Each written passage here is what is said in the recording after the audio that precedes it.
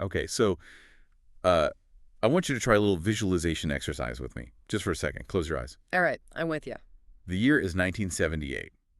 You walk into a bar anywhere in the United States. It could be a dive bar, sticky floors, whatever, or, a fancy lounge. It doesn't really matter. Okay. You walk up to the bartender, you lean in, and you say, I'd like a beer.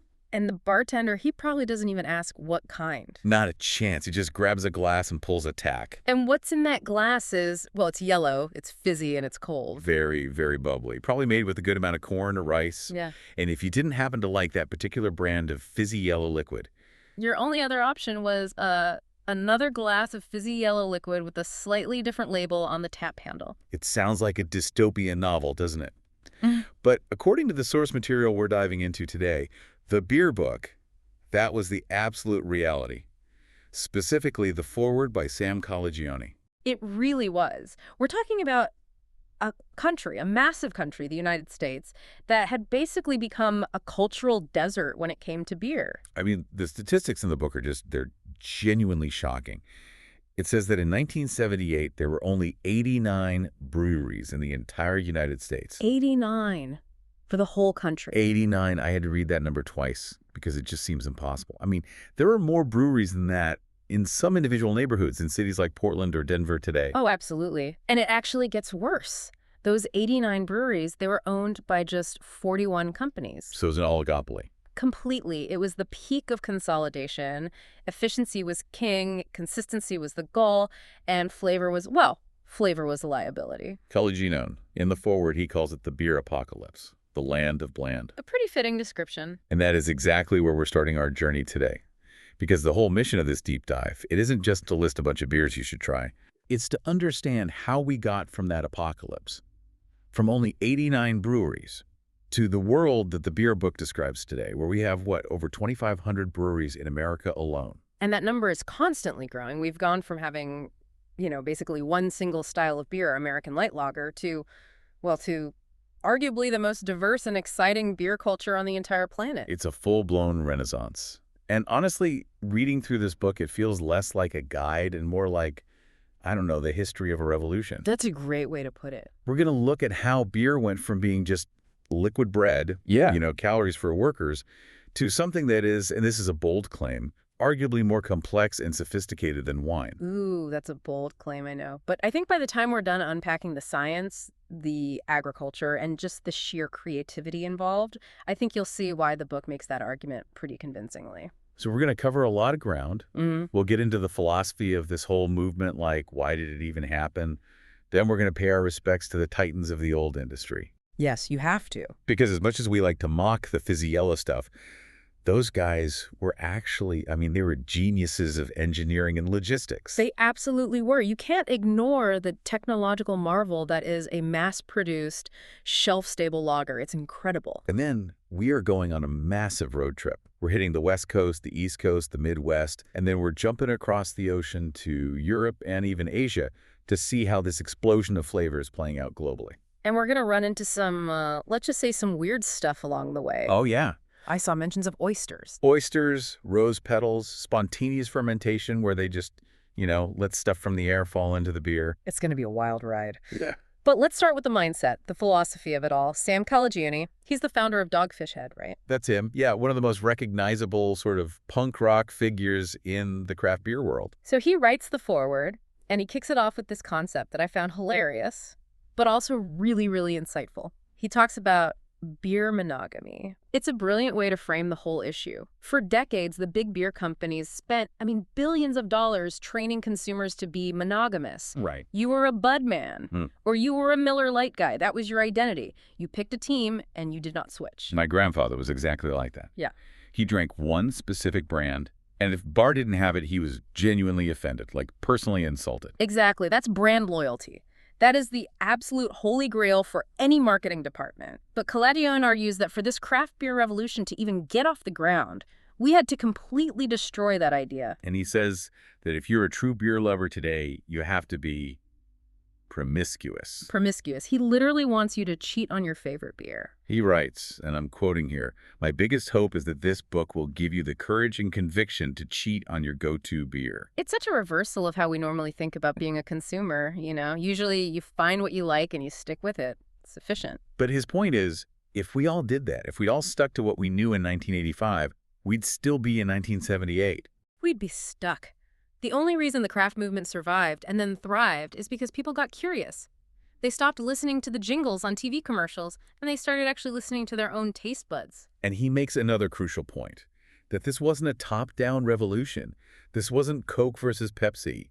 Yeah. Two giants with massive ad budgets battling for dominance. No, this was the definition of grassroots. Kalajny really emphasizes that the craft beer movement didn't have Super Bowl ads. They didn't have focus groups or celebrity endorsements. So how did it spread? It was literally neighbors talking to neighbors. It was someone home brewing a stout in their garage. Maybe it's not perfect, but it tastes like chocolate and coffee. They give a bottle to a friend. And that friend has a revelation. Wait, beer can taste like this? That's the spark. It was word of mouth in the truest possible sense, a rejection of that one-size-fits-all mentality. It really parallels what we saw happen with other things like food in the 90s and 2000s. Totally. People started caring where their coffee beans came from. They started buying sourdough from a local bakery instead of, Wonder Bread. Beer was just the liquid version of that same cultural awakening. Yep. Okay, now let's get into the fight. The one I think is going to ruffle some feathers. Beer versus wine. Ah, yes, the big one. The beer book comes right out and explicitly states that beer deserves equal billing with wine. It absolutely does, and it makes a strong case. Now look, I enjoy a good glass of wine. Yeah. And culturally, wine just has this aura of sophistication, right? You sip it at a gallery opening.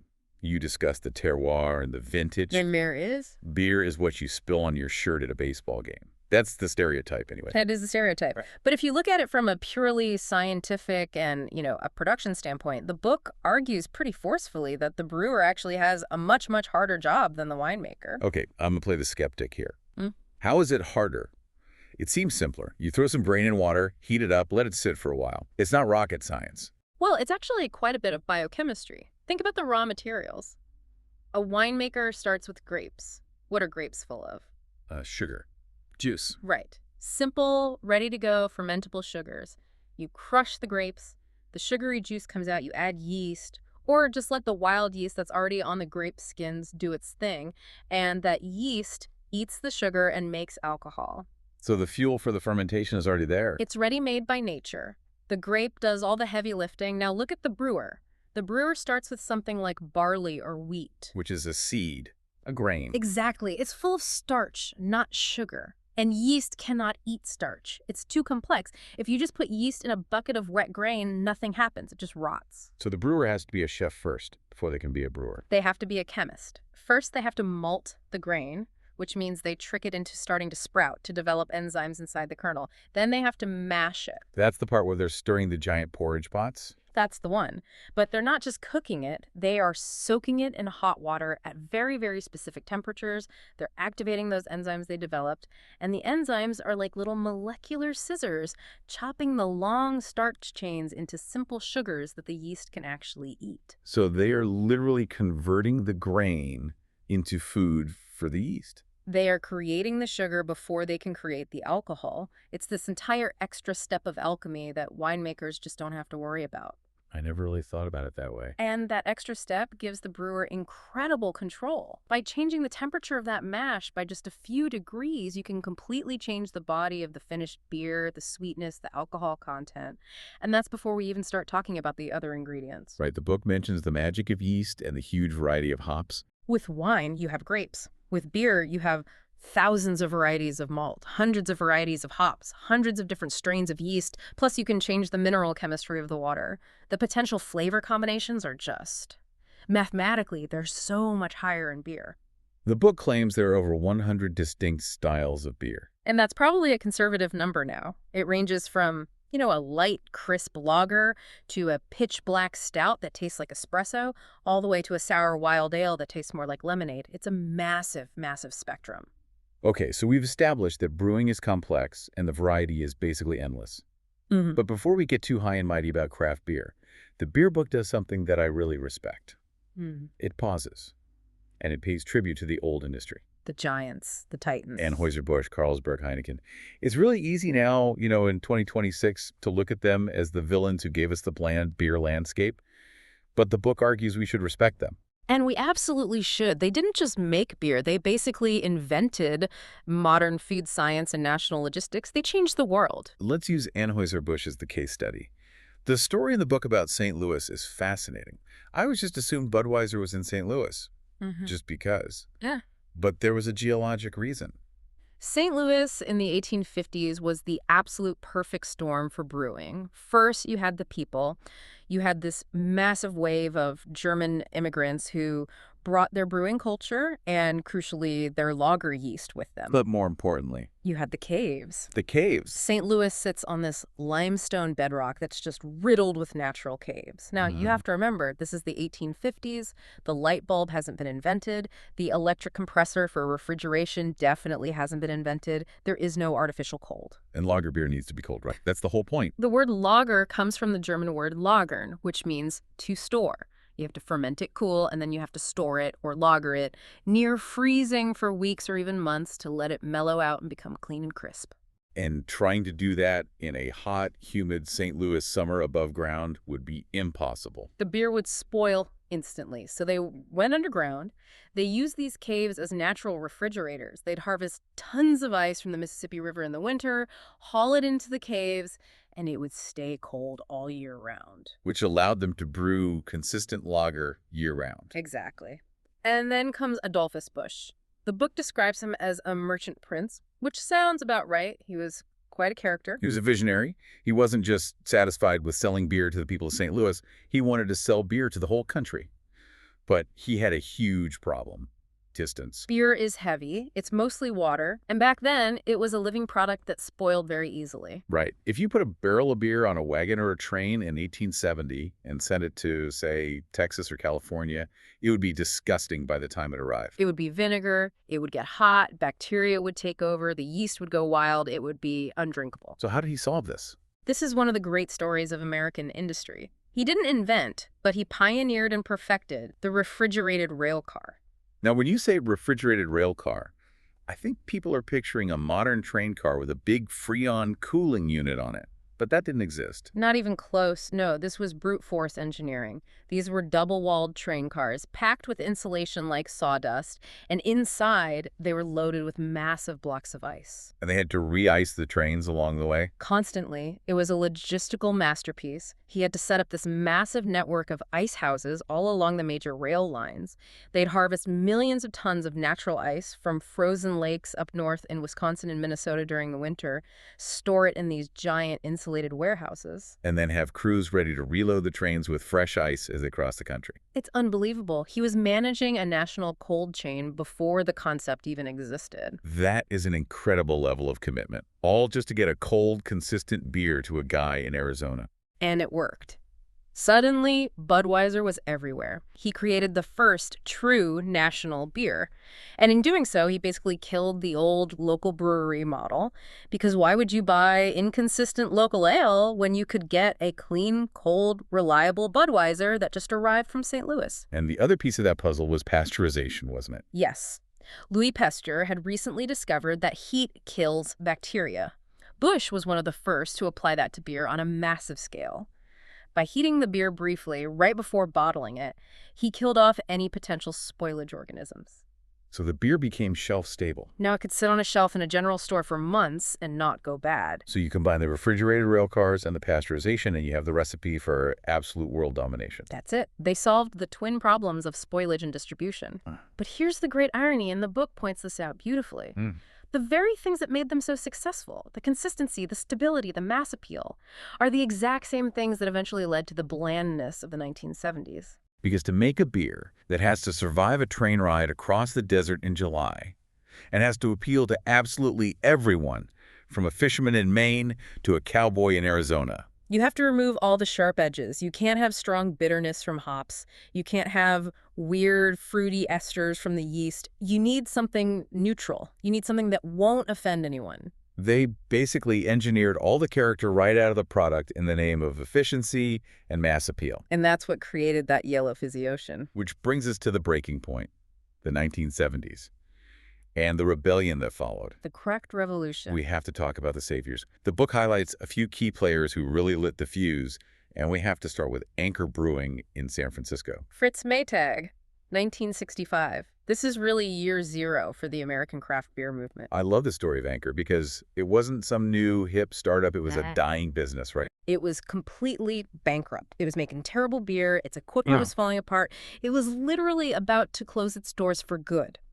And Fritz Maytag, who was actually the heir to the Maytag washing machine fortune, bought a controlling stake in it almost on a whim. And instead of just trying to modernize it to compete with Budweiser, he went backwards. He looked into the past. He looked at history. Yeah. And he revived steam beer. Okay, I've had Anchor Steam. It's delicious. But I will admit, I never really knew what steam actually meant.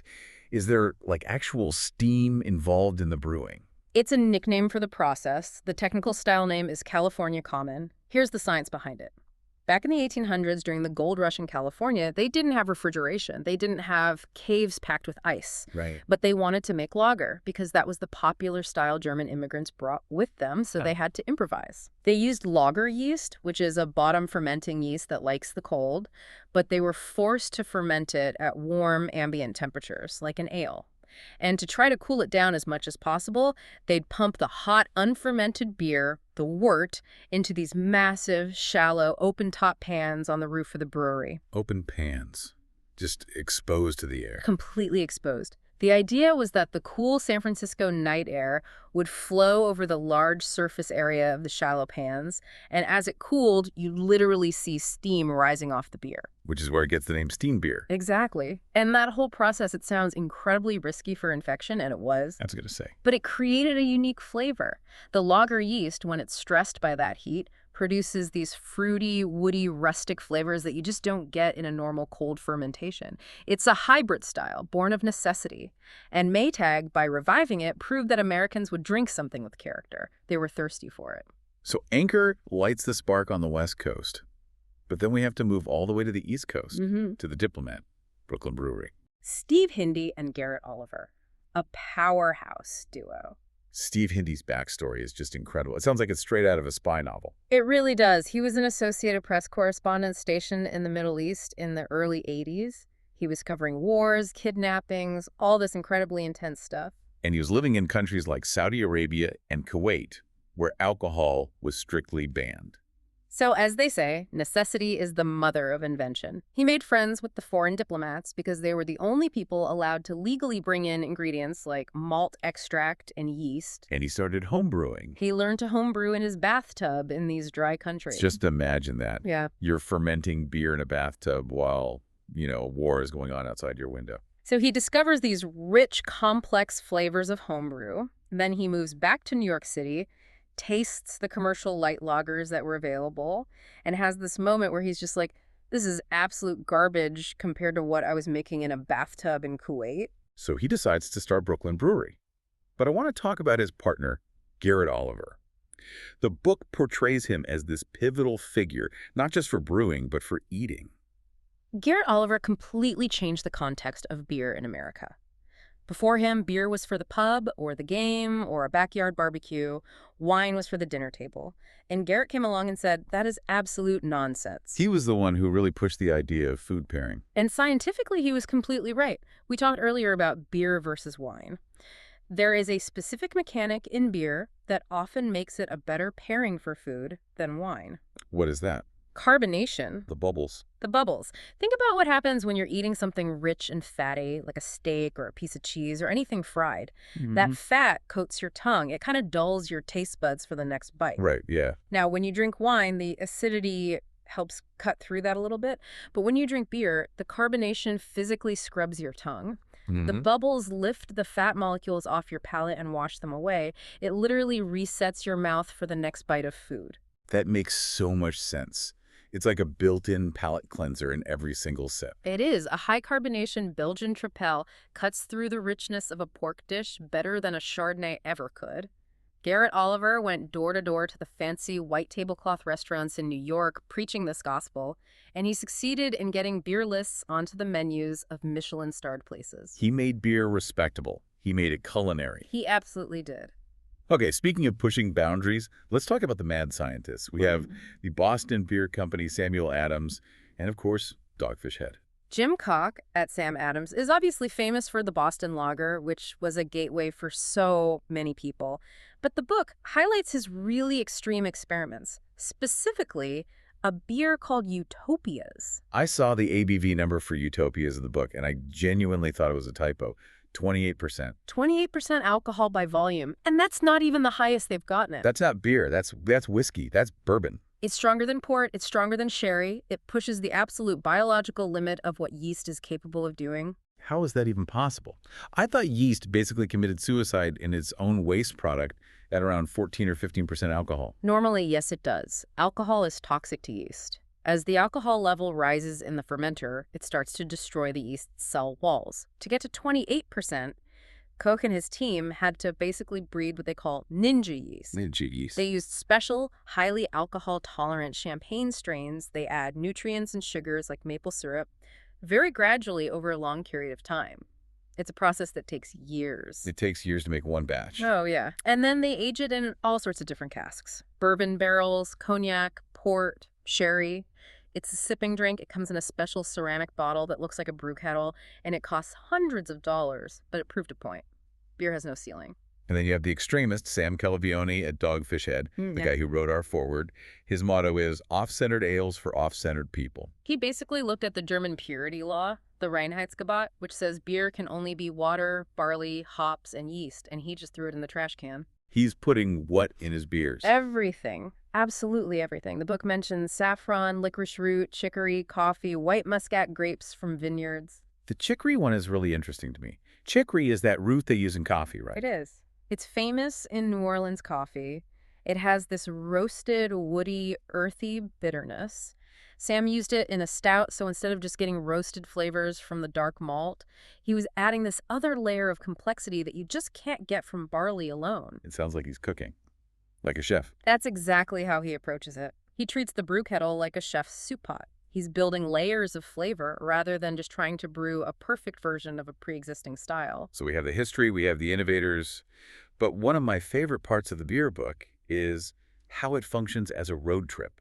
It breaks down the United States by region, and it becomes so clear that geography is flavor. It really is. We talk about terroir in wine all the time, but it absolutely applies to beer just in different ways. Okay, so let's start on the West Coast. California, Oregon, Washington. If you're drinking a craft beer from there, what are you tasting? Hops. Aggressive, aromatic, piney, citrusy, bitter hops. The Pacific Northwest, specifically the Yakima Valley in Washington, grows the vast majority of America's hops. The classic American craft beer hops, Cascade, Centennial, Chinook, they all come from there. The book mentions Deschutes Brewery in Bend, Oregon, and it highlights a very specific technique they use that sets them apart. Whole hop flowers. This is such a great detail. Most breweries today use hop pellets. They take the green hop cone after it's harvested, they dry it, they grind it into a fine powder, and then they press it into these little pellets that kind of look like rabbit food. And why do they do that? It's just more efficient. The pellets stay fresh longer, they take up way less space in the brewery, they're easier to ship and store. It makes perfect sense from a business perspective. But Deschutes says no. Deschutes insists on using the whole, unground hop cone. They believe that when you grind the hop, you rupture the delicate lupulin glands. Those are the little yellow sacs of oil and resin inside the cone, and you lose some of the most volatile, delicate aromas. So it's like the difference between using fresh basil from your garden versus using dried basil powder from a jar. That is a perfect analogy. You get a more nuanced floral and, green profile from the whole flower. Now let's go to the extreme edge of the map. Alaska. Alaskan Brewing Co. in Juneau. This is one of the best stories of terroir in the entire book. Okay. You have to understand, Juneau is completely isolated. You cannot drive there from the mainland United States. There are no roads connecting it. So everything has to come in by boat or by plane. Everything, which makes shipping bulky ingredients like bags of malt incredibly expensive. So in the early days, the brewers looked around and asked, what do we have here locally that's unique? Glaciers.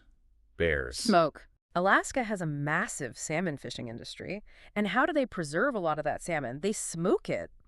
And they smoke it using local alder wood. Ah, I see where this is going now. The brewers at Alaskan took that same alder wood from the local salmon fishery and used it to smoke their malted barley. They created the now famous Alaskan smoked porter. Okay, but does it taste like fish? Because that does not sound appealing. No, not at all. It tastes like a campfire. It's rich, savory, smoky, almost bacon-like. It is a flavor that is completely uniquely tied to that specific place. You could not replicate that beer in Florida because you don't have the alderwood and the cool, clean Alaskan air. That is absolutely fantastic. Okay, let's swing over to the Midwest. The book mentions a really heavy German influence there. For sure. Wisconsin and Minnesota, that's the German belt. Lots of German immigration in the 1800s. I was really struck by this story of Capital Brewery in Wisconsin. They literally imported their brewing equipment from Germany. They didn't just buy new stainless steel tanks. They found a defunct brewery over in Germany. They bought their old, traditional copper brewing kettles, had them dismantled piece by piece, shipped across the Atlantic Ocean, and then painstakingly reassembled them in Wisconsin. That is some serious dedication to tradition. And it really affects the flavor. Copper conducts heat differently than stainless steel. It creates a different kind of rolling boil in the kettle, which leads to a different caramelization of the sugars. They're chasing that authentic, old-world flavor profile by using old-world tools. And finally, let's head to the East Coast. We have to talk about Allagash in Maine. We mentioned wild yeast earlier, but Allagash takes it to a whole other level with something called the cool ship. The cool ship. This is one of the most romantic and frankly terrifying things in all of brewing. Okay, paint the picture for us. What is it? Imagine a room in the brewery. It's often in an attic or a separate barn-like building. It has large windows or louvers that open wide to the outside air. And in the center of this room is a massive, long, shallow, rectangular pan. It basically looks like a swimming pool made of copper or stainless steel. And they fill this giant pan with hot beer. They fill it with boiling hot wort right after the boil, and then they just wait. They don't pitch a clean, sanitized packet of brewer's yeast into it. They just open the windows and let nature take its course. So they're letting whatever's in the night air of Maine just fly in and land in the beer. Exactly. Dust, pollen, wild yeast strains, bacteria, the entire natural microflora of that specific location on that specific night settles onto the surface of the cooling beer. That sounds like a health code violation waiting to happen. In a standard brewery making a clean IPA, it would be a complete disaster. But here, it's magic. That beer then goes into oak barrels to ferment and age for years, sometimes 3 or 4 years. The wild yeast and bacteria eat sugars that regular brewer's yeast can't touch, and they create acids. So the beer becomes sour. It becomes tart, funky, complex. It can taste like lemons or hay or a horse blanket, and I mean that in a good way. It's called spontaneous fermentation. It's how all beer was made 500 years ago, before we even knew what yeast was. And Allagash was the first brewery in the U.S. to build a traditional cool ship and bring that Belgian tradition here. That is a perfect transition to the global context, because the book makes it very clear. The U.S. might be the current hotbed of innovation, but the rest of the world is definitely not sleeping. Not at all. The revolution has spread. So let's talk about the beer paradise, Germany. The book describes it as a place of deep, deep tradition. Germany is the anchor of the beer world.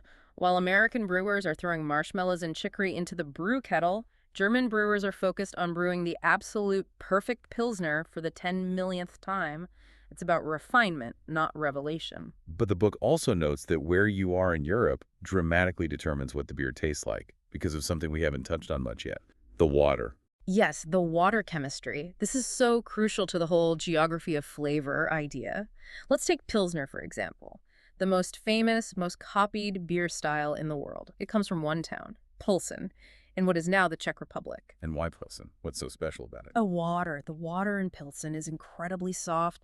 It has almost no dissolved minerals in it. And why does that matter for the beer? If you brew a beer with a lot of hops, and a Pilsner is a very hoppy beer in hard water, water with lots of calcium and sulfates, the bitterness from the hops becomes harsh, scratchy, and really unpleasant.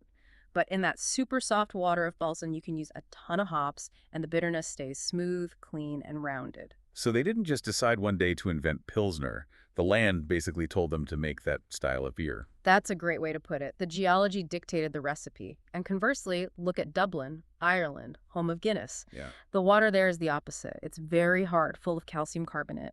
Which would be terrible for a light, hoppy Pilsner. Awful. But the acidity from dark, heavily roasted malt neutralizes that hardness and balances it out perfectly. So the water in Dublin practically begged brewers to make a dark stout. That is mind-blowing. The ground beneath your feet dictates the menu in the pub.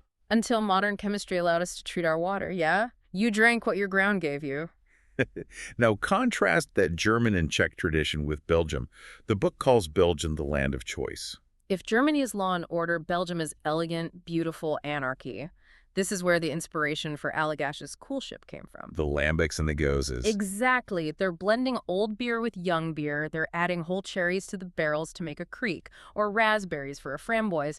They don't care about purity laws. They care about creating incredible flavor complexity. And then we have what the book calls the new frontier. Countries you don't typically associate with a beer culture. No. Like Italy. Italy is fascinating because they have essentially no native beer history. They are a wine culture through and through. So when Italian craft brewers started popping up, they didn't have any rules they needed to break. They had a completely blank canvas. So what did they do? They used what they knew. They used wine and winemaking techniques or local agricultural products. There's a brewery mentioned, Birrificio Italiano. They make a beer called Fleurette. And what's in it? Rose petals. Rose petals. Come on. That just sounds like it would taste like perfume. You'd think so, right? But the book describes it as being incredibly delicate, floral, and spacey. It uses violets and rose petals. It's elegant. It's designed to bridge that gap between a sparkling rosé wine and a beer. And what about this guy, Teo Musso from La Belle Dame? He's a legend. He creates beers that are intentionally oxidized, which is usually a major flaw in beer, to make them taste like a fine sherry or Madeira. He's brewing for the sophisticated wine drinker's palate. And finally, let's jump over to Japan. I think of Japanese beer, I think of Asahi or Sapporo, very clean, dry, industrial lagers. But the craft scene there is using local ingredients too. Absolutely. The book mentions the Kadoya Brewery. They use soybean paste, miso, Beer. and yuzu. Yuzu is that amazing Japanese citrus fruit that's incredibly aromatic. Oh yeah, it's like a lemon and a grapefruit and a mandarin orange all had a baby. Exactly. So by using miso for that savory, umami saltiness, and yuzu for that bright acid and aroma, they are creating a flavor profile that is distinctly and uniquely Japanese. Again, it's all about looking at what grows in your own backyard. So to recap, we've gone from the beer apocalypse of 1978-89 breweries, one style of fizzy yellow liquid, to a world of oyster stouts, rose petal ales, 28% ABV liqueurs, and beers fermented by the night air in Maine. It is, without a doubt, the golden age of flavor. The book wraps up with a sentiment that I really liked, a piece of advice. The editor, Tim Hampson, basically says, don't just ask for a beer. That is the big takeaway. If you walk into a good bar or bottle shop today and just say, I'll have a beer, you are doing yourself and the brewer a massive disservice. You're missing the entire point of this revolution. He says to drink with your eyes and your nose first. Look at the color.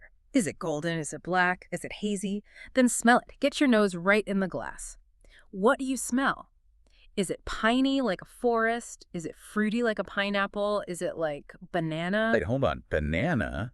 That's another one of those weird things we have to explain. I've had German wheat beers that taste exactly like banana bread, but I know there are no actual bananas in the recipe. How does that happen? That's the biology again. It's the yeast. Yeah. A very specific strain of yeast, a Bavarian wheat beer yeast, when it's fermented at a certain temperature, produces a chemical ester called isomyl acetate, which is the exact same chemical compound that gives a banana its signature flavor and aroma. It's not fake banana flavor. It is chemically identical to the real thing. But it was created by yeast eating the sugars from wheat and barley. See, that is so cool. And knowing that, it makes the experience of drinking the beer so much better. It does. It transforms the simple act of drinking from just consumption into a true appreciation. So, we started this whole deep dive with a question about whether beer can truly rival wine. We've talked about the chemistry of starch conversion, the logistics of ice empires, the microbiology of cool ships, and the terroir of water. I think the evidence is pretty strong. I think we're entering an era where beer might actually supersede wine as the intellectual drink of choice. I mean, it's more accessible, it arguably pairs better with a wider range of food, and the spectrum of flavor is just demonstrably wider. I think the argument absolutely holds up. So, to everyone listening, here is your mission. Take Sam Caligione's advice from the foreword.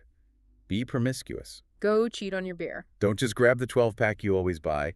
Go to the bottle shop, walk up to that single bottle shelf, and find something with a weird name, maybe something with rose petals or oysters, or just something from a town you've never heard of. And read the label, see where it's from, see what's in it. The beer apocalypse was canceled. We won.